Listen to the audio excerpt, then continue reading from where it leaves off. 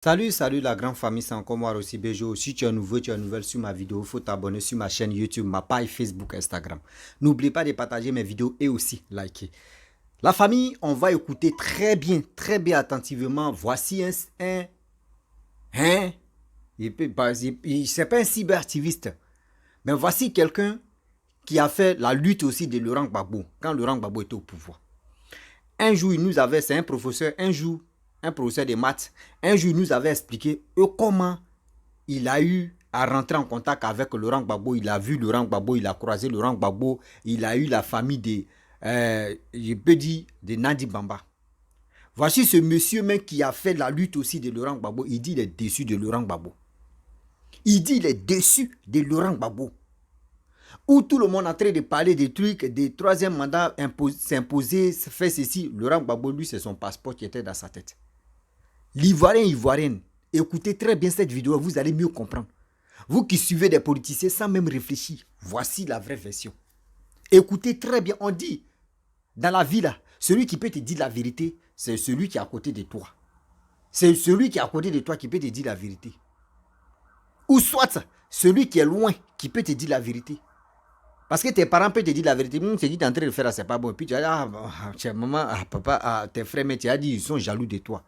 Là, c'est celui qui est à côté de toi. Mais celui qui est loin aussi peut te dire la vérité parce qu'il t'aime. D'autres, moi, c'est qui tient dans ma tête.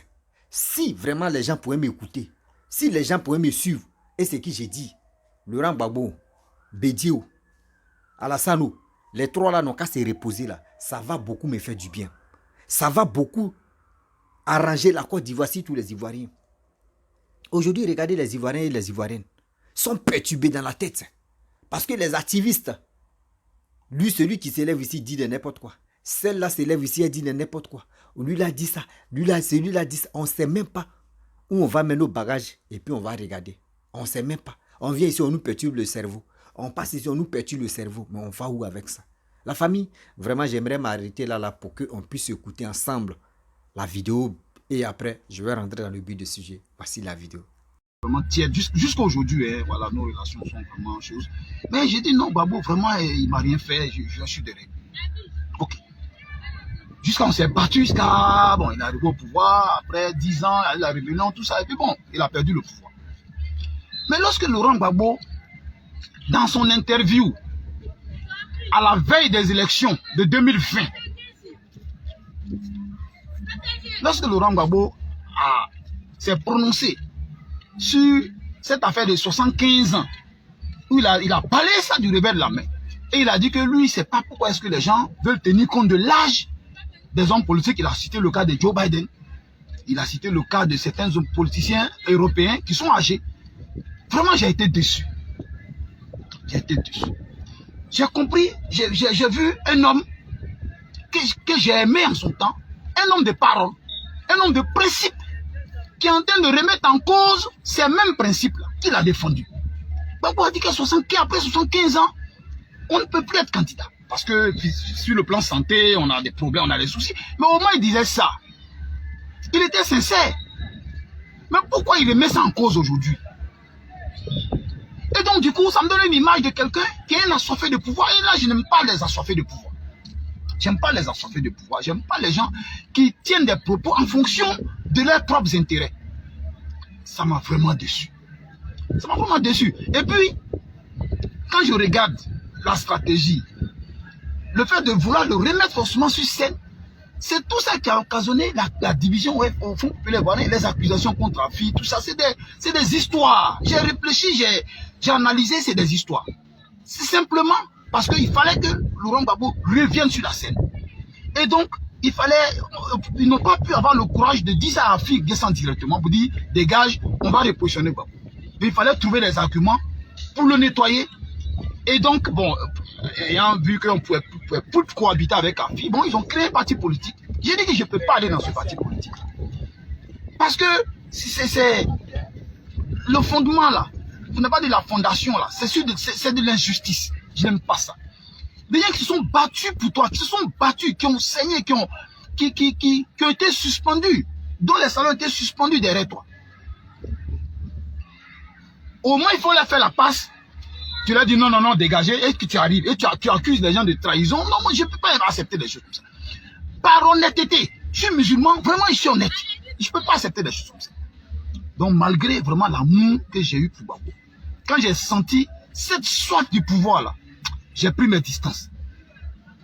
Voilà. Et aujourd'hui là, mais c'est ça qui est là.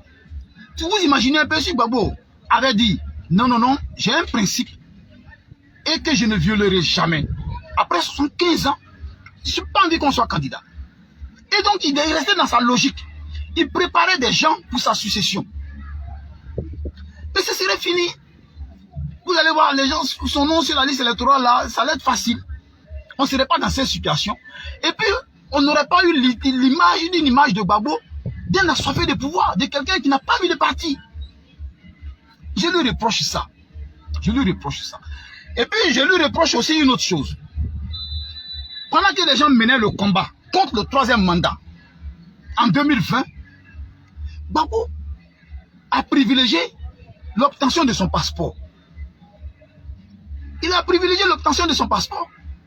L'obtention de son passeport. Pendant que les gens menaient le combat, dans le cadre du CNT, contre le troisième mandat, on voyait Assoadou et ses compagnons rencontrer en bac. Oui, on les a eu politiquement. C'est-à-dire que pendant que les autres s'apprêtaient à combattre le troisième mandat, ils se sont dit, Bédié là, le PDCI n'a pas l'habitude de la rue. Ils n'ont pas la culture de la rue. Ils se sont dit, Soro n'est pas sur le terrain. Parce que bon, on s'est dit que Soro a des capacités de déstabilisation. Il n'est pas sur le terrain, il est en exil. Ok. On s'est dit que c'est Gbagbo qui maîtrise la rue. Son mot d'ordre peut perturber. Donc ils se sont dit, bon, pourquoi ne pas mettre sous la balance, dans la balance, pardon, l'obtention du passeport de Gbagbo. Donc pendant que les autres font les réunions pour combattre le troisième mandat, on appelle la sorte d'où venir en discuter comment Gbagbo va revenir. Donc du coup, ils se sont mis à l'écart parce qu'ils ont privilégié ça. Mais d'accord, mais c'est la conséquence. Privilégier l'obtention du passeport, c'est accepter le troisième mandat. C'est donc accepter le quatrième mandat. Parce que quand tu acceptes le troisième mandat, c'est que tu as accepté le quatrième mandat. Parce qu'on dit c'est le premier mandat de la deuxième république. Il y a le premier mandat, là, il y aurait un deuxième mandat de la deuxième république, de la troisième république, pardon. Premier mandat de la troisième république, donc deuxième mandat de la troisième république.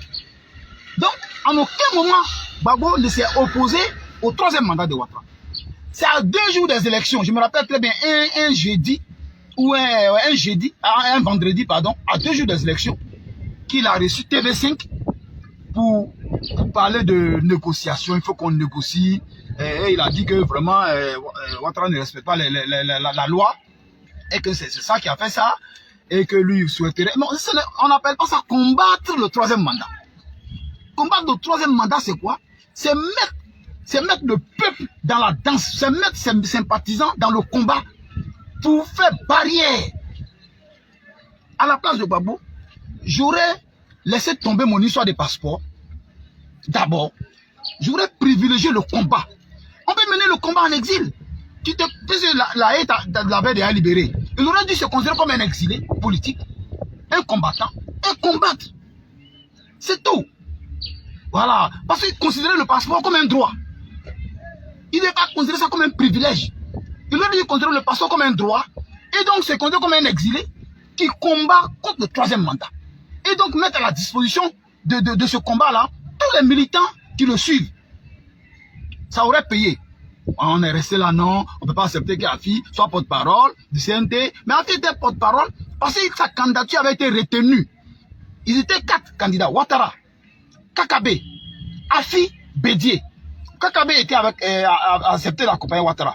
Donc ils étaient 2, Bédié et Afi. C'est pas Bédié, son âge là, qui allait venir faire chaque fois des conférences de presse. Donc c'est pourquoi Bédié a dit à Afi de jouer ce rôle. C'est tout. On dit non, on peut pas. On est resté dans ça. Bon, donc, parce que les gens voulaient le passeport. Maintenant, Gbagbo a son passeport, il est là. Voilà maintenant la situation. C'est pourquoi il ne faut jamais rater d'occasion pour mener un combat. Voilà.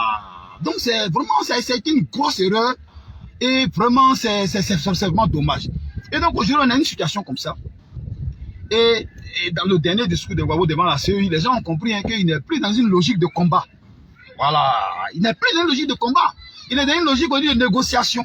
Et la négociation, là, je vous dis, Ouattara ne va jamais créer une condition pour être face à Laurent Gbagbo à une élection présidentielle. Il ne le fera pas. Excusez-moi. Excusez-moi, hein. Voilà. Il ne le fera pas. Ceux qui rêvent à ça se trompent. Le destin, bon, on ne sait pas. Ben, il y en a qui vont dire non, non, non, tout est dans la main de Dieu. Oui, oui, demain, si l'un décède, bon, les choses vont changer. Bon, donc je ne parle pas de ça. Moi, je parle de ce qui est présent.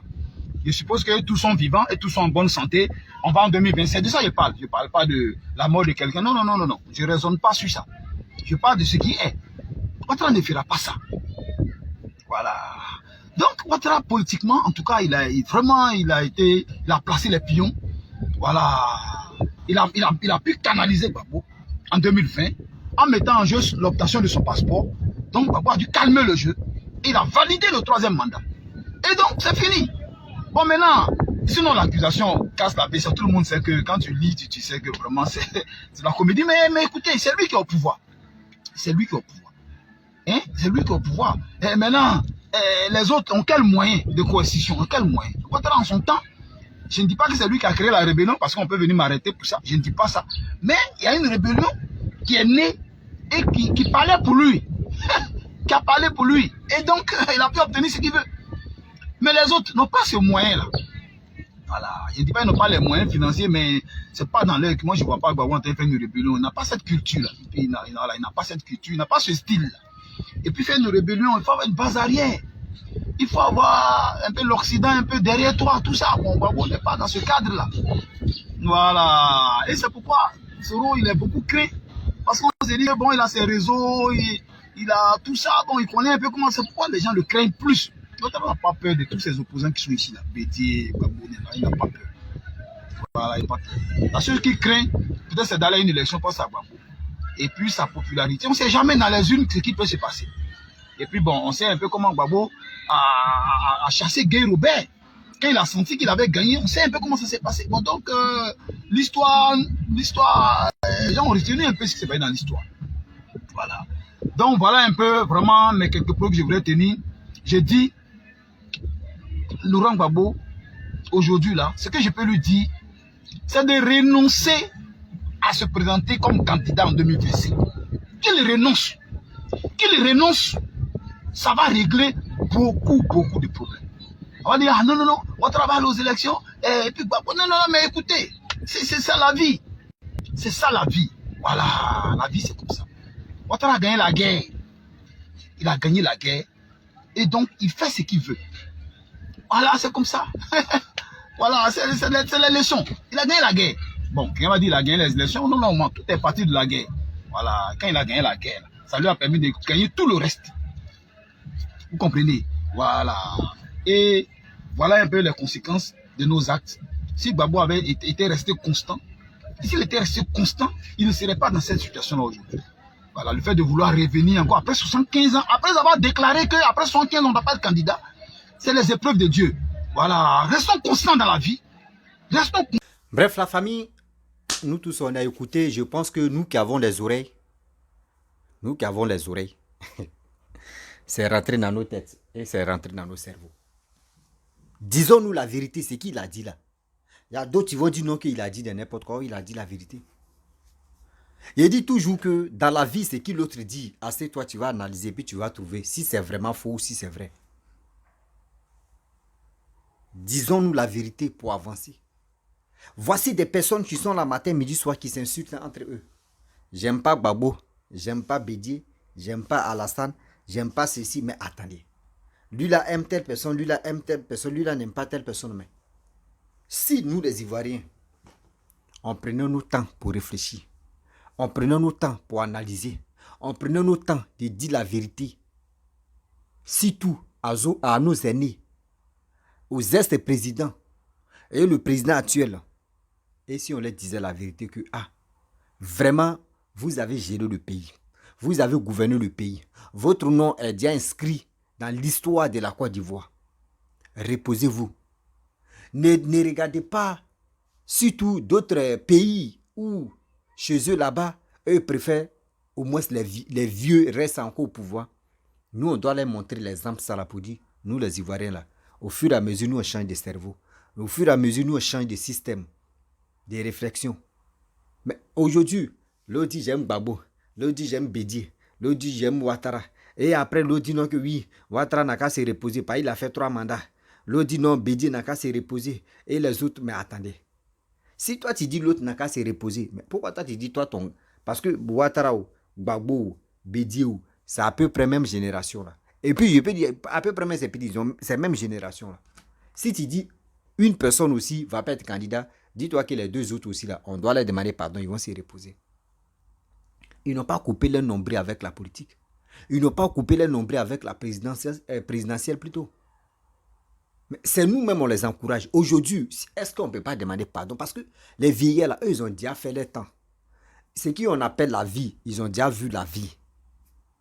La vie, là, ils ont déjà vu la vie. Aujourd'hui, où les jeunes, regardez, et puis l'influenceur camerounais qui est tombé comme ça hier. Qui est tombé hier. C'est dit hier, le 15 de ce mois-là. Il est mort. Les jeunes meurent maintenant. Mais les vieillards là, ils sont toujours kene. C'est à nous de les motiver pour leur dire la vérité qu'on est fatigué. Envoyez-nous les nouveautés. Au moins, ça c'est qui tu peux nous rassurer pour dire cette jeunesse-là veut venir au pouvoir, voir leurs capacités. Mais vous, c'est pas ça. Vous voulez toujours rester au pouvoir. Même pour s'exprimer, même en vis-à-vis même des Ivoiriens, vous avez un problème. Et c'est cela, vous les motivez pour dire nous qu'à toujours rester au pouvoir. Non. Comment mais on va où avec ça? On va où avec ça? Ce monsieur a dit ce qu'il lui pensait. C'est lui il a fait aussi meeting. Il a fait Agora aussi de Laurent Gbagbo. Il a aussi fait au moins l'Agora de Laurent Gbagbo. Lui-même, il voit des choses qui se passent en Côte d'Ivoire. Les réalisations et des bonnes choses qui poussent en Côte d'Ivoire. Et aussi, il voit, lui-même, il a vu le comportement des politiciens. Donc, s'il est en train de parler, asseyons-nous. Ne soyons pas fanatiques bidons. Ne soyons pas agités. Si les politiciens, ouais, il y a une tête. Non, on a une tête pour réfléchir. Pour dire aux politiciens que nous aussi, on a une tête. Pour poser les actes qui peuvent vraiment développer la Côte d'Ivoire. Qui peut avancer la Côte d'Ivoire. Qui peut vraiment faire quelque chose de bien. Mais ne restons pas là. J'aime telle personne. J'aime pas ceci. J'aime lui là. J'aime comme ça. On est dedans. On est ceci. On est dedans. On est ceci. Et dans ça là, il y a des gens qui passent leur temps à traiter de citer la haine matin, midi, soir. Pour attendre 2025. Pour libérer les cobayes qui sont dans les cages. Des gens comme les Ivoiriens qui sont stupides encore. Pour dire sortez, venez dans les rues. Faites ceci, faites cela. On a une tête pour réfléchir, s'il vous plaît. De grâce. Les Ivoiriens, de grâce, réfléchissons. Réfléchissons. Le destin de notre pays et puis le destin même de notre vie nous appartient. Ce n'est pas quelqu'un d'autre. Ce n'est pas quelqu'un qui va être à 1000 km ou 6000 km, 10 000 km. Et c'est lui qui va jouer avec ton esprit. Jamais de la vie. Réveille-toi aujourd'hui. Réveille-toi tes mains. Réveille-toi aujourd'hui, réveille-toi tes mains. La Côte d'Ivoire, là, c'est pour nous. La Côte d'Ivoire, là, c'est pas pour quelqu'un d'autre. Si tu es ivoirien, tu es fier d'être ivoirien, la Côte d'Ivoire, c'est pour toi. Mais comment tu vas faire pour que au moins les gens puissent être fiers de ton pays? C'est à toi, au moins, de dire la vérité aux politiciens pour dire, nous, on est fatigués. Nous, on veut vraiment des gens qui peuvent développer la Côte d'Ivoire. Des gens qui peuvent vraiment développer au moins le système ivoirien. On est fatigué des vieillards. On est fatigué des vieillards. Les vieillards n'ont qu'à se reposer quand même. Mais c'est nous, on les encourage encore. C'est nous, on dit, on veut ça, on veut ça, on veut ça. Quand c'est comme ça, les vieillards, même si eux, ils sont les pires, les gars, se moquent de nous. Ils sont les pires, les gars, se moquent de nous pour dire les Ivoiriens n'ont pas encore compris. Hein, les Ivoiriens n'ont pas encore compris. On a été les manipuler, puis ils sont là. On doit avoir une tête. La famille, vraiment, j'aimerais m'arrêter là. Si tu es nouveau, tu es nouvelle sur ma vidéo, il faut t'abonner sur ma chaîne YouTube, ma page Facebook, Instagram. N'oubliez pas de partager mes vidéos et aussi liker. Je vous dis à très bientôt. Ciao. Bisous. On est ensemble.